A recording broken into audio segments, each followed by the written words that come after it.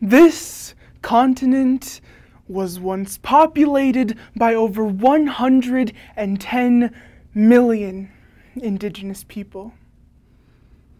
Systematic genocide changed that. Governments thought that they had exterminated and erased us from history. They thought they could forever silence us, that we are going to be forever afraid to speak. The truth is, I am not afraid. I am here, despite boarding schools that have killed millions of children, despite the babies that were smashed against rocks, and it has not stopped. One of the most disturbing issues still plaguing our country is missing and murdered Indigenous people. MMIP, it's the third leading cause of death for Native women, men, and children. On Monday, January 20th of 2020, Selena Not Afraid, a member of my tribe, was found dead after being missing for 3 weeks. And yet, society thinks that if we ignore this issue for long enough, it will disappear. But we are still here. And so, with excerpts from The Wolf at Twilight by Kent Nerburn, the song Powerless by Classified, and One Tribe by the Black Eyed Peas, a testimony from Mona Woodward, news articles from The Guardian, and Ceding Sovereignty, I present to you Powerless, a program, because I am still here.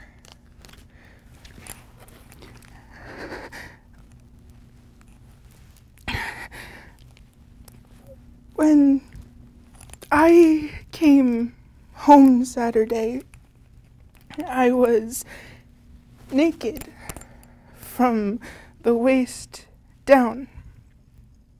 I'd been thrown into a dumpster. My assailant had choked me so hard, he'd lifted me off of my feet. The last thing I remember is kicking and screaming. I was convinced to call 911, but I didn't think police would give a damn. But they called a forensic team to the site of my rape. There were clear signs of a struggle. I learned early that Indigenous women are considered disposable. It's a miracle I'm still alive. I came within a breath of joining the missing and murdered. It may sound crazy, but I look back at the attack like a blessing in disguise. It has ultimately given me strength and power and resilience and even beauty. I've learned that I have value as a First Nations woman, something to offer the world. I'd never known that before. On the steps outside the Lincoln Memorial in Washington, D.C., a white teenager sporting the red cap of the Trump campaign stands nose to nose with bespectacled Native American elders singing and playing a hand drum. Most probably didn't recognize the song the elder is singing against the fracas, but I did. It's the anthem of the American Indian movement. Some say it was composed to honor the life of Raymond Yellow Thunder, a Lakota beaten to death by 2 white men in Nebraska. When that clip first appeared on my Twitter feed, I could not click play. As an Indian, the fear of a face-to-face encounter with a white, sneering superior is deeply ingrained in my psychology. I cannot watch that film without thinking about the man who accused my father and I of stealing our own car, or the group of native dancers and I performing for a Heritage Month celebration, while people yelled derogatory names at us. Or the Indian agents who kidnapped and assaulted my grandmother and took her away to boarding school. I fear that people younger than I still believe us all to be inferior. That an elder who reminded me of uncles and cousins and so many other native men I know could still be put in his place. That the songs we sing are a laughingstock. Too many unanswered questions and open murder cases without a voice. How are we supposed to encourage changes? Personally connected, I've met people who've been affected. They've been asking for some help, but they've been continually neglected. How many more of these Indigenous women have to go missing before somebody will listen? We need to change the conditions. Maybe it's blatant racism. Maybe there's hate in the system, but we have to fix it because the people feel. And the mothers feel. And the fathers feel. Don't anybody care about my daughter? Does anybody care if she's alive or she been slaughtered? We deserve to know so we can go and bury her with honor. Big up to those fighting on, and everybody's fighting strong. I wish I could do more than just write a song. I feel so.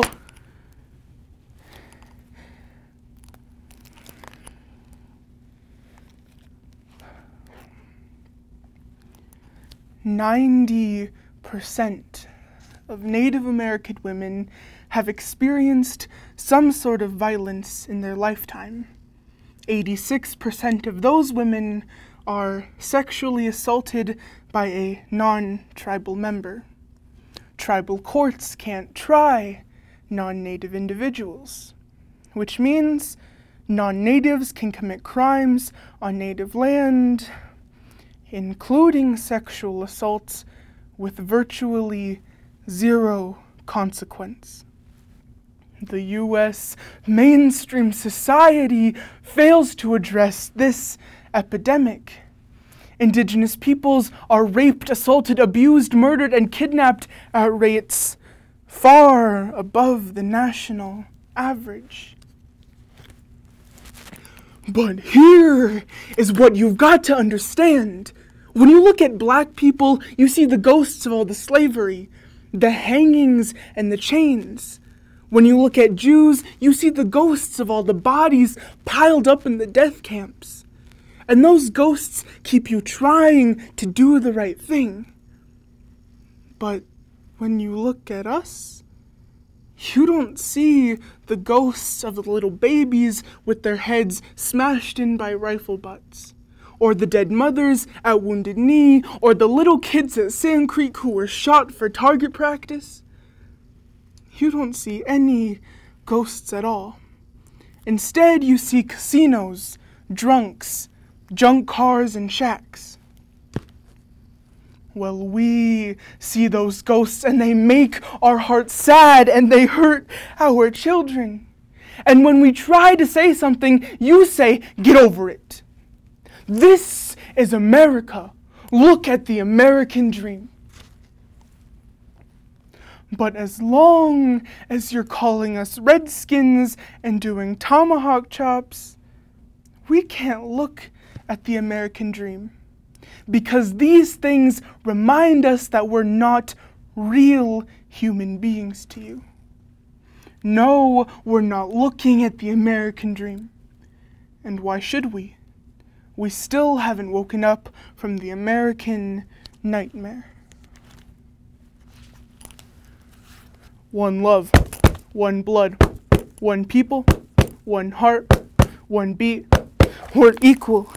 United, let's break walls we see through. Let love and peace lead you. We could overcome the complications because we need to help each other make these changes. Brother, sister, rearrange us so that I'm thinking that we can change this bad condition.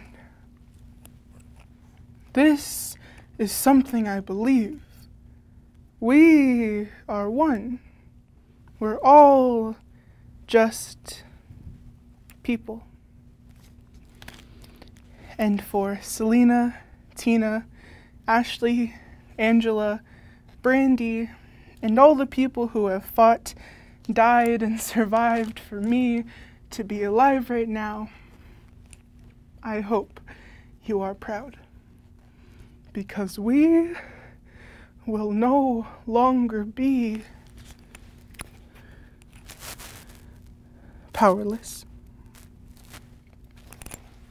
Thank you.